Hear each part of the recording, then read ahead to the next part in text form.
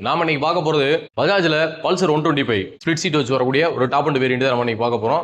Black with blue colour TN60 Theni ரிசீஷன் வண்டி. அங்க வண்டியோட டீடைல்ஸ் பார்க்கலாம். ஃப்ரண்ட் டயர் கண்டிஷன் பாருங்க, கிட்டத்தட்ட பாத்தீங்கன்னா ஒரு 95% மேல இருக்கு. ஃப்ரண்ட் மார்க்கெட்லாம் பாருங்க, டேமேஜ் ஆகல, வைக்கல செய்யல. ஹெட்லைட் வைசர் டூம் எல்லாமே நல்லா இருக்கு.